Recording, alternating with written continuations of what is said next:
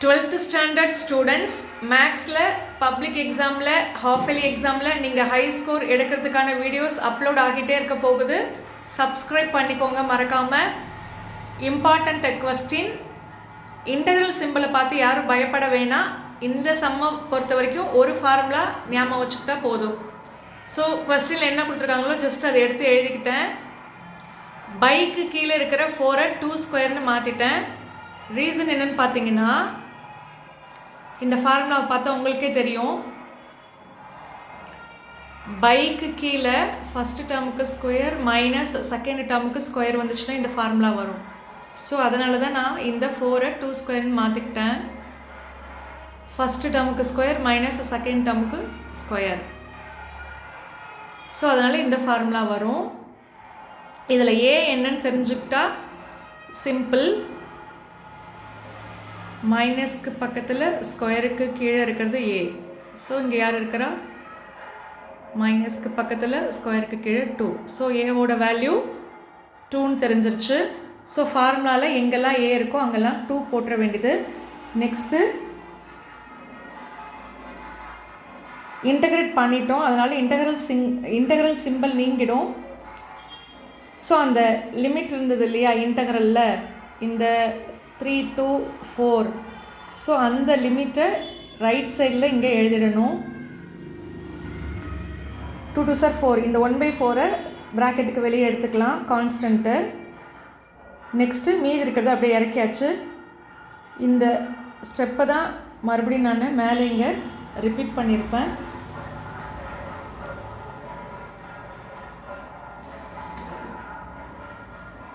So உங்கள் லாஸ்ட்டில் ஒரு ஸ்டெப் எழுதிருந்தேன் இல்லையா, அதே ஸ்டெப்பு தான் இங்கே. இப்போ லிமிட் அப்ளை பண்ண போகிறோம். ஃபஸ்ட்டு மேலே இருக்கிற அப்பர் லிமிட், அதாவது 4 வந்து அப்பர் லிமிட்டு, 3 வந்து லோயர் லிமிட்டு. இந்த அப்பர் லிமிட்டை தான் ஃபஸ்ட்டு 4 தான் எழுத போகிறோம். ஸோ எங்கெல்லாம் எக்ஸ் இருக்கோ அங்கெல்லாம் 4 போட்டாச்சு. எங்கெல்லாம் எக்ஸ் இருக்கோ அங்கெல்லாம் 4 போட்டாச்சு. மைனஸ் லோயர் லிமிட், இப்போது எங்கெல்லாம் எக்ஸ் இருக்கோ அங்கெல்லாம் 3 போட்டாச்சு. தென் ஜஸ்ட் 4ல் 2 போனால் 2, 4 + 2 6. இந்த ப்ராக்கெட்டில் 3ல் 2 போனால் 1, 3 + 2 5. ஓகே. அப்புறம் லோயர் கிளாஸில் படிச்சிருப்பீங்க, லாகுக்கும் நடுவில் மைனஸ் வந்துச்சுன்னா அதை நம்ம டிவைடாக மாற்றிக்கலாம். ஓகே, அப்படி டிவைடாக மாற்றும் போது ஒரு லாகு தான் வரும்.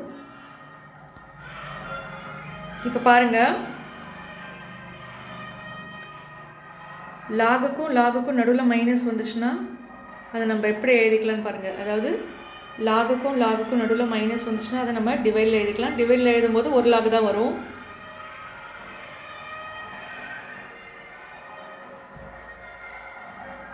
ஸோ டிவைடில் எழுதும்போது ஃபஸ்ட்டு லாகுக்கு பக்கத்தில் என்ன இருந்துச்சோ அது மேலே பை போட்டு, செகண்ட் லாகுக்கு பக்கத்தில் என்ன இருந்துச்சோ அது கீழே ஒரு லாகு தான் வரும் டிவைடில். இதில் ஆஸ் யூஷுவல் டிவைட் பண்ணிக்க வேண்டியது. லாஸ்ட்டில் என்ன நீங்கள் ஞாபகம் வச்சுக்கணுன்னா, இங்கே 3 பை வருது பாருங்களேன்.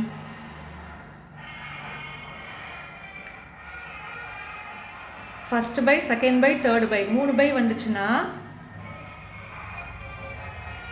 அந்த செகண்ட் பைக்கு மேலே இருக்கிறத அப்படியே எழுதிட்டு இன்ட்டு போட்டு செகண்ட் பைக்கு கீழே இருக்கிறத ரெசிப்ரோக்கல் எழுதணும். தென் அதை ஜஸ்ட்டு சால்வ் பண்ணி எழுதிக்கிட்டால் போதும். 1 × 5 5, 1 × 3 3. ஸ்டூடெண்ட்ஸ், இந்த வீடியோ உங்களுக்கு யூஸ்ஃபுல்லாக இருக்குது அப்படின்னு நீங்கள் நம்பினீங்கன்னா ஒரு லைக் போடுங்க. உங்களை மாதிரியே உங்களுடைய ஃப்ரெண்ட்ஸ், உங்களுடைய ரிலேட்டிவ்ஸ் மேக்ஸ் எக்ஸாமில் ஹை ஸ்கோர் எடுக்கணும்னு நினச்சிங்கன்னா மறக்காமல் அவங்களுக்கும் ஷேர் பண்ணுங்கள். வாட்ஸ்அப், இன்ஸ்டாகிராம், ட்விட்டர் எல்லாம் யூஸ் பண்ணி ஷேர் பண்ணுங்கள். மறக்காமல் சப்ஸ்கிரைப் பண்ணி வச்சுக்கோங்க. என்னுடைய சேனலில் ஒவ்வொரு சப்ஜெக்ட்டுக்கும் பிளேலிஸ்ட் இருக்குது. மேக்ஸ், இங்கிலீஷ், தமிழ், அந்த மாதிரி ஒவ்வொரு சப்ஜெக்ட்டுக்கும் பிளேலிஸ்ட் இருக்குது. மறக்காமல் பிளேலிஸ்ட்டை போய் பாருங்கள் ஸ்டூடெண்ட்ஸ். தேங்க்யூ.